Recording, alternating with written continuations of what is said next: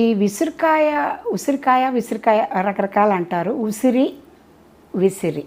ఉసిరికాయ అనుకుంటే కార్తీక మాసంలో దీనికి చాలా విశిష్టత ఉంది. ఎందుకంటే కార్తీక మాసం మొత్తం శివకేశవులు ఇద్దరికీ చాలా కార్తీక దామోదరుడు అంటారు, ఇద్దరికీ చాలా విశేషమైన ఈక్వల్ ఇంపార్టెన్స్ ఉండే నెల.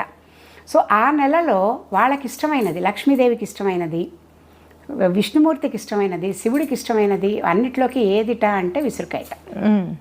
విసురుకాయ లక్ష్మీదేవి అందులో ఉంటుంది అంటారు. అందుకనే దీపం పెట్టేటప్పుడు కూడా ఏం చేస్తారంటే కార్తీక పౌర్ణమికి కార్తీక మాసం మొత్తం కూడా ఆ ఉసిరికాయ తీసుకుని దాని పైన కొంచెం చెక్కేసి, ఎందుకంటే నిలబడాలి కదా ఒత్తి, పైన కొంచెం చెక్కేసి దాన్ని ప్లేట్లో పెట్టి అలా కొన్ని దాని మీద బొడ్డొత్తులు ఆవు నెయ్యిలో ముంచి దాన్ని చక్కగా నిలబెట్టి దాన్ని వెలిగిస్తారు. అది ఎక్కడ తులసి దగ్గర పెడతారు విసిరి దీపం. అలా వెలిగించిన దీపాన్ని